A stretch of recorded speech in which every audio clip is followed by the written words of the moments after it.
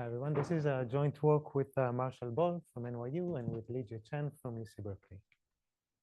So the plan is start with some background about the question, which is basically simulating randomness without paying for it in runtime or otherwise. Then present one technical construction that I think is of independent interest, and you might like it even if you don't care about the question. And then in the end, I'm going to present the results. Okay. So just starting with the background, and for context, let's anchor ourselves with the BPP equals P conjecture. Whenever in the talk I say BPP, I mean promise BPP equals promise P. Okay, just putting it out there.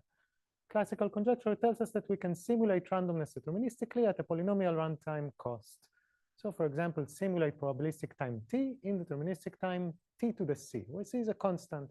Maybe c is 10, that's a polynomial, or maybe c is a bazillion, that is also a polynomial. So and as a motivating example to keep in mind throughout the talk, think of PIT. You get as input an arithmetic circuit of description size n, and you want to tell me whether or not it's the zero polynomial over whichever field it is defined. And probabilistically, by the Schwarz, Zippel, Roei, de Milo, Lipton lemma, I might have missed the latest one. Okay, good. We know we can solve this in quasi-linear time, right? And now let me ask you, okay, what is the complexity of solving it deterministically? Maybe under BPP equals P n to the bazillion, but really it was quasi-linear time, so how much should it cost deterministically? Or if you don't like the algebraic problem, good, let's go to a more general Boolean one. You get, you get a circuit of description size n, it's Boolean, and approximate its acceptance probability. Again, you can do it probabilistically in quasi-linear time. What's the actual cost of doing it deterministically? This question was introduced by Doron, Moshkovitz, O, and Zuckerman. I think 3 out of 4. I don't see Justin. Hi, Justin. 4 out of 4 are in the room. Okay. We'll ask what's the fine-grained cost in general? Okay, BPP equals P, but what is this constant C? And can we even get C equals 1? Simulate randomness without paying for it at all. And in their paper from 5 years ago, they showed under a suitable hardness assumption, which I'll refer to in a sec. Oh, sorry, yeah. Oh, classical hardness assumption, right? In Pagliazzo-Wigderson, 97, BPP equals P if E is hard for exponential size circuits. They don't give us the exact time, but if you really stretch it, like instead of saying circuits of size 2 to the 0.01 n, you do 2 circuits of size 2 to the 0.999 n. The overhead is big, but not monstrous. I wrote 20. I assume you can get it to 10 if you put in effort. The point is that it's a big constant. And demos showed that you can get the constant to be essentially 2, so a quadratic time overhead, under an assumption that is stronger than the classical one. So instead of saying E is hard for exponential size circuits, we say E is hard for exponential size circuits with MA gates. Or these are circuits that get a witness and have cap gates. But let's ignore this for now. The precise assumptions in this part of the talk are not crucial. So, for example, you can solve PIT in quadratic time. Great, wonderful. Is it really quadratic? I mean, really, do we have to pay quadratic time to solve PIT? I don't know. Okay. In a follow-up work with Lijie, we tightened this a little bit. So I'll talk about the assumption in a second, but the conclusion here is that probabilistic time t can be simulated in time n times t, where n is the input length, t is the running time. So instead of t squared, you get n times t, which for PIT gives absolutely nothing, right? It's still quadratic. If you go to very high time bounds, then this is smaller. And the assumption here is also different. The assumption here has 2 parts. The first type is another generalization of Pagliazzo-Wigderson. Oliver mentioned it a moment ago. So the first part is like an assumption that is necessary if you prove this using PRGs. The second part is assuming one-way functions, which is a standard assumption, but does not belong here at all. This is cheating. It's using a standard assumption that has no place in this slide. But at least it makes me kind of believe the conclusion a little more. Now let me ask you this. Okay, is this the best we can do? Like PIT in quadratic time, in general, n times t, is this the optimal time bound? And I really like this question because I don't know the answer. So a lot of time in complexity, we like pose questions, we assume we know exactly what the upper bounds and lower bounds are going to be, and we just don't know how to prove it. This I really don't know. We have some evidence supposedly against it. It's very weak. I'm going to present it to you now, and that will be the extent of our knowledge about this question. So initially I thought I'd take votes, like who thinks this is optimal or not, but take your vote in your head. Do you think this is truly the best we can do? So okay, this is optimal when using classical PRGs. Sure, then let's not use classical PRGs. Great. The known textbook non-uniform derandomization, Adelman's theorem, this is exactly what it costs. It costs n times t because it builds a PRG. But I mean, we can just have another non-explicit construction, which might be better. I don't know it, but I can rule it out. In the same paper with Lijie, we showed that if we can do better, we can break sharp n SETH. And I have no clue if this is evidence against doing better or against sharp n SETH. Okay, it's an assumption that I don't think anyone has good intuition about. And there's kind of a candidate, there's a natural candidate here, which you can toy around with. I wasn't able to prove anything about it. It's like you get, let's say, n over polylog n symbols. You want to evaluate and think of evaluating a time t function on each of these symbols. So the problem is, this is a candidate hard problem, okay? The candidate is approximate the probability, the average, basically, right? Like if I take a random symbol, what is the function 0 or 1? You can do it probabilistically. I choose a random symbol, choose 10 of them, and I get a good approximation of the average. Deterministically, it's not clear. It seems like I have to read all symbols. But I don't know how to prove anything of the sort. Maybe I'm just wrong. Maybe there's a nice way to batch compute. And last thing I wanted to mention, so this is one hard candidate. Maybe you're convinced, maybe not. The hard candidate that underlies the sharp NSETH result is basically PIT. It's a generalization of PIT. So it tells you, yeah, PIT is the hard problem. That's the extent of our knowledge. Not knowing how to move forward, maybe this is actually the best we can do. Surely I can't prove otherwise without at least breaking sharp NSETH, which would be lovely. So there is one way out to bypass this obstacle of n times t, which is instead of doing derandomization in the worst case, let's do derandomization on average. So on an average case input, derandomize successfully, and maybe with a small probability our deterministic simulation is wrong. And there's actually a bunch of results in previous papers that do this for the uniform distribution from complicated assumptions. We observed in this paper that by result of Clevans, Van Milkebeek, and Chaltiel from 13 years ago, if you just assume one-way functions, you get derandomization with no overhead, basically, overhead 1 plus epsilon over the uniform distribution. Good. But over the uniform distribution, there's still some error if you just sample an input, right? Maybe another polytime algorithm that doesn't sample uniformly can find a bad input. So the more challenging question is, can we simulate randomness for free and be correct over any polytime sampleable distribution? In other words, no polytime algorithm can find an input on which we err. So let's define this, okay? This is heuristic simulation. It already appears, I think, more than 25 years ago in a different context in Pagliazzo and Wigderson. So you say that probabilistic time t can be simulated in heuristic deterministic time t prime if for every problem in probabilistic time t, there is a problem in deterministic time t prime such that no efficient adversary can find an input in the symmetric difference. So no PPT algorithm F can find with more than negligible probability an input on which L and L prime disagree. So if T prime is about T, think of this as a lunch that looks free. It's not exactly a free lunch. There are errors, but nobody can find them except with negligible probability.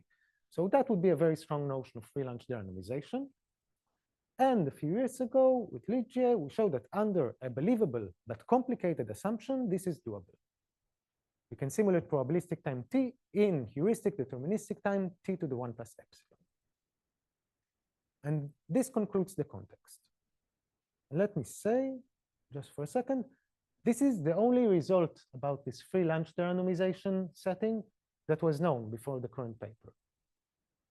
So it's just the one result, and the assumption is okay. It's not, still seems believable, but it's not the type of clean, simple assumptions that we know to connect to other standard assumptions. So here's the motivating question going into this paper. Is this real? Can we actually do it? We have one result. So can we simulate randomness at no cost? Or more formally, base this conclusion-free Lijie randomization under assumptions that are simple, you can understand them, that are well understood in the sense that you can connect them to other assumptions in complexity, and ideally that are necessary for the conclusion. So you could argue you can't do better. These are the best assumptions. We are nowhere near this. The current paper will be a step towards. The contributions of this work at a high level is partly cleaning up the assumptions. Not fully cleaning them up, cleaning up some parts of them. So we deduce free Lijie randomization, basically the same conclusion from a variety of assumptions. Instead of just one type of assumptions, we now have several assumptions. Each of them is more standard looking than the previous assumption. So two reasons to believe it more after the current paper. First, instead of just one assumption, we now have an array of assumptions. Second, if you look at them superficially, they look kind of more standard. So maybe you believe them more. That's the best I can say. And the second contribution in terms of assumption, this paper delineates quite well which parts of the assumptions are the important ones and which part are kind of an artifact of techniques that we expect to clean away with time. The second contribution here is simply new technical tools, which are of independent interest, and that will be the focus of most of my talk. So previously, the result that deduced this just it repurposed the classical Nissan-Wigderson generator. There's not a lot of technical contribution there. Now we're going to use new technical tools that allow us to first study this problem using dedicated tools. Questions about this before I move on to just talk about the technical tool? No? Good, fantastic. In the second and largest part of the talk, I'm going to present one tool, which I think is interesting, again, independent of this question. So as I said before, we can't hope to get this type of free Lijie randomization with classical PRGs. This is provably impossible. So for this purpose, we are going to use targeted PRGs as introduced by Goldreich 15 years ago. A targeted PRG gets a short random seed that it will stretch to a long output, like the PRG that you know and like, but it also gets an input X. And think of this input X as auxiliary information that is given to all parties in the game. So this input X specifies a distinguisher, and the targeted PRG only needs to be random, to look random for this particular distinguisher specified by the input X. So it's going to look to output a long sequence of bits that look random for, let's say, some uniform machine that gets the same X that the targeted generator got. This thing does not suffer from the same limitations of classical PRGs in terms of seed length and runtime. This is, again, very similar to what happened in Oliver's talk. There is no seed length problem. The problem is that all targeted generators in the last 4 years were slow. They incurred large polynomial overheads or relied on ad hoc assumptions that I want to avoid in this talk. But the purpose is to avoid these assumptions. There are, I think, about 8 constructions, and each and every one of them either has ad hoc assumptions or has a big polynomial overhead. So the main contribution that I'll present is simply a fast targeted generator. That's the main point. It's going to be a version of the first targeted generator in this sequence, one with Lijie from 4 years ago, that simply eliminates all the time overheads in that construction, and is also, by the way, cleaner and conceptually simpler and nicer. You just didn't notice it. This is not enough to get the results, just this generator alone. There's actually extra work needed there, but no new technical machinery, just extra work. So I'm going to focus on this. And this is the theorem. It's a technical statement. So we're going to base the generator on a hard function. It's a function computable by some very uniform circuit of flow depth. So I'll wave my hands about what very uniform means. The circuit is going to be of size t, and of depth that is much smaller than t. T to the little o of 1, maybe polylog t, the depth is smaller. Fix such a hard function. Fixing such a hard function, we have a generator that is computable in essentially linear time, t to the 1 plus square root epsilon. Epsilon is as small as you want. It outputs small strings, size t to the epsilon. We're going to need to cheat to get around that.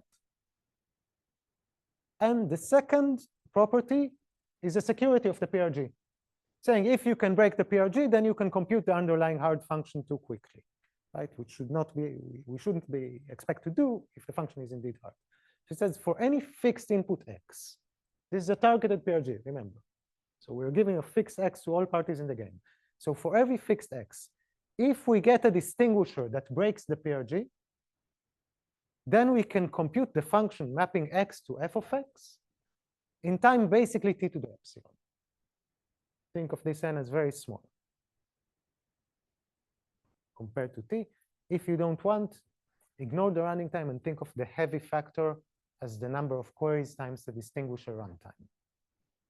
So just to be a bit more explicit about the contrapositive of this second item, if we have f computable in size t and low depth, but it's hard for smaller time, t to the 1 minus epsilon, then this targeted PRG is going to be computable in near linear time in t, and pseudo-random for every machine that gets x and runs in time t to the 0.99. Great. How do we do this?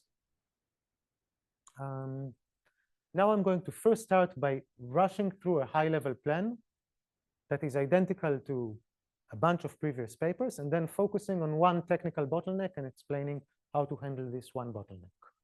The high-level plan is we get an input x, right? We are the generator. We're getting x. We have a hard function. So what are you going to do? You're going to evaluate the hard function at x. I didn't tell you any other information except this. I have an input and a hard function. But we're going to use the computational history of the function f at input x as a source of hardness and pseudo-randomness. So in particular, we get x, we evaluate the low-depth circuit for this function on x. So now we have a matrix. This matrix is a 0, 1 matrix, just a Boolean matrix showing us what the gate values of the circuit at x are. And we're going to use this as a source of hardness and pseudo-randomness. For simplicity, let's clean up what's going on here. We're just back. Looking at the circuit initially, the circuit has a nice feature like every other circuit in the world. It's downward self-reducible. The gate value here is a simple function of two gate values here. And to make life easier, let's assume that it also has fan out too. We can get this with a logarithmic depth blowup, so that's not a big deal. And let's assume that the function that takes g and tells me which gate it sends it to is easily computable. So the circuit is sufficiently uniform. And from now on, the circuit is layered. So all gate types in the circuit in each layer are the same. N, the layer of N, layer of 4, layer of 9, whatever. OK, high-level plan. This is similar to what happened in the past. You take each layer of gate values, you apply some classical generator, Nissan-Wigderson, or any kind of friend and relative of Nissan-Wigderson. And that's going to be the union of all of these. If I treat each layer as a truth table, apply Nissan-Wigderson, take the union, that is going to be the targeted generator at x. And why does this work? And now I'm really rushing through this because this appeared in many previous works. Assuming that you have a distinguisher, you can reconstruct the entire computational history too quickly. You start from the bottom. You build a circuit for the bottom layer, which is easy because you have x.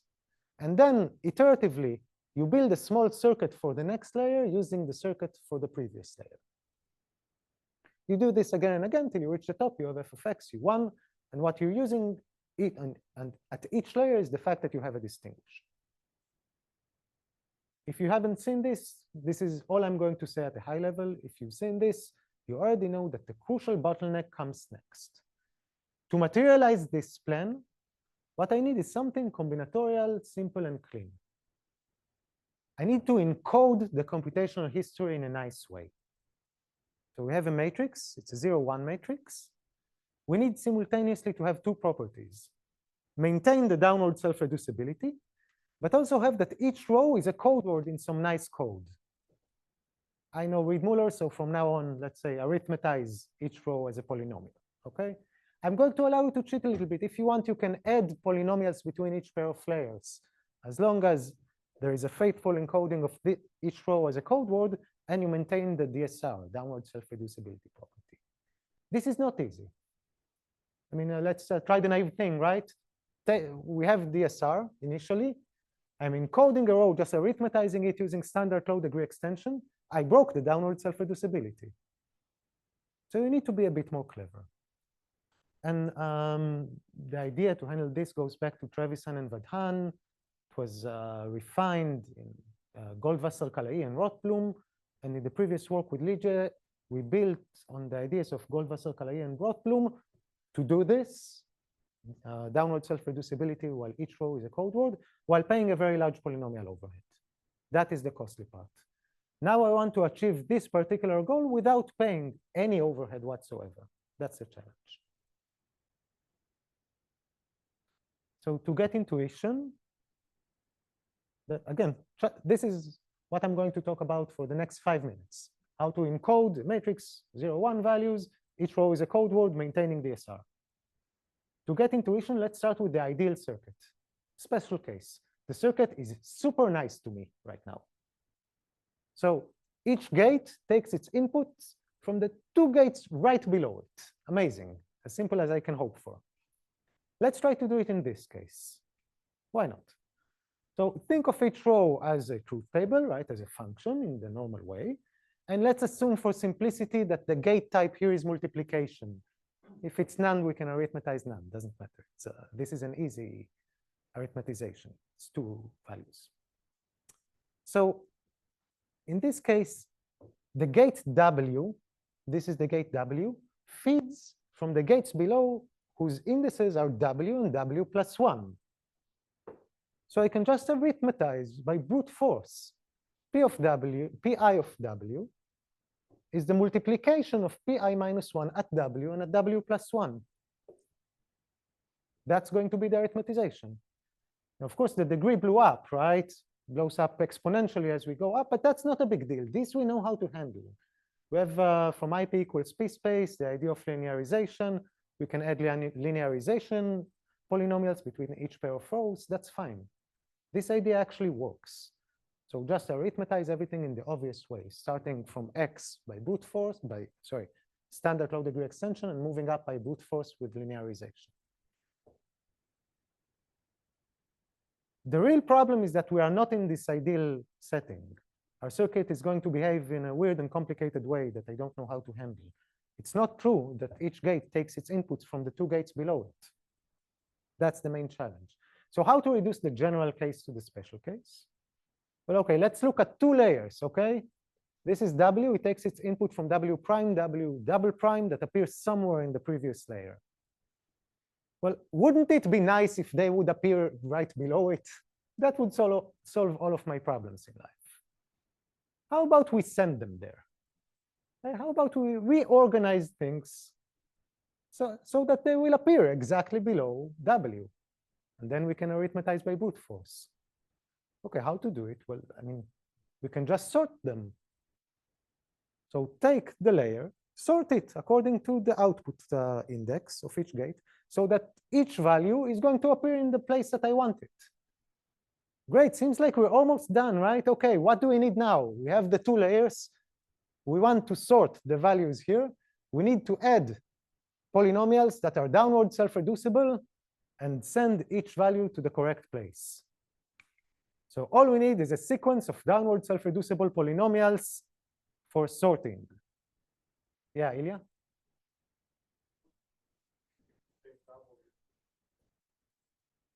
What do you mean same W in 2 different places? Just double the number of gates so that each gate takes exactly the gates below it. Doubling costs me nothing. This is just for simplicity, the diagonal. Thanks. Okay, so it seems like we're done. All we need is to perform the computation by a sequence of polynomials that are downward self-reducible, which is a chicken and egg problem because that's what I needed in the first place. But now all we need to do the downward self-reducible polynomials for is sorting. It's not an arbitrary computation. All we need to do is arithmetize sorting in this way.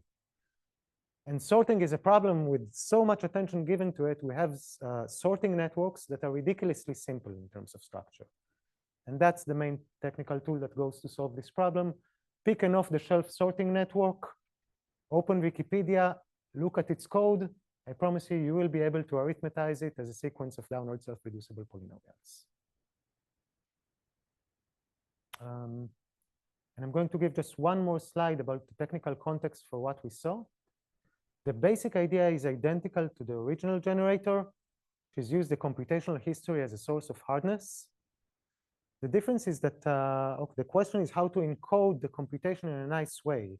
The previous construction used doubly efficient proof systems, simply because that's the tool we had available to us and saw that it works. But it's very clear if you look at the problem that doubly efficient proof systems have nothing to do with it. Proof systems are not the right tool for the job. PCPs are the right tool for the job. We just didn't know any PCPs that have this nice structure, like sequential, downward self-reducible, and so on. We looked. The thing we actually missed, which led to this simple sorting network observation, is that instead of using the tool that seems right for the job, PCPs, we had to open up PCPs and look at what they're using. They're using sorting networks. So one just needs to open up the black box of PCPs and use the right tool for the job. I have, I think, depending on the question, let me take 2 more minutes to leave time for questions. To just state our results, and instead of stating the formal ones, I prepared in advance the shorthand version.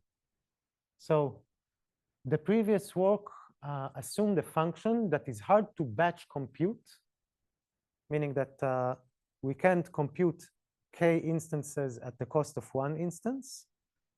And this hardness is over when the input is sampled from any polynomial time sampleable distribution.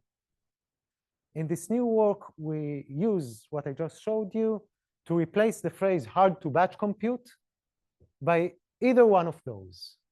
So maybe the function is computable in low depth and just hard to compute in the normal sense. Or it's just a function with a time-space trade-off, computable in time t, but if you want to compute it in smaller space, you need to pay larger time. Or again, you can replace this by hardness of learning the output string. So it's a variety of conditions that replace non-batch computability, where the common denominator is that hardness is over all polytime sampleable distributions, which seems to be the actual culprit of the core of the assumption that goes on here. In the work, we also give another indication. We deduce non-batch computability from worst case hardness.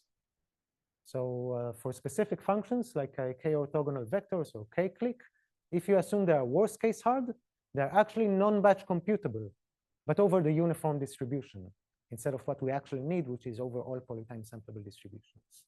So this gives another indication that what is really going on here is hardness over all polytime sampleable distributions implies derandomization over all polytime sampleable distributions. There is one big caveat. This work, as well as the previous works, require one-way functions. As I said, this is an assumption that has no place in this slide or this talk. I just don't know of a better alternative. Happy to talk about this later. Conceptual takeaways. We have cleaner and more varied assumptions for free lunch derandomization. Non-batch computability seemingly was a total red herring. This is not the crucial thing. And hardness over polytime sampleable distributions is the main thing that we should be concerned about. I will leave a bunch of open problems here instead of reading them out aloud, and thank you for listening.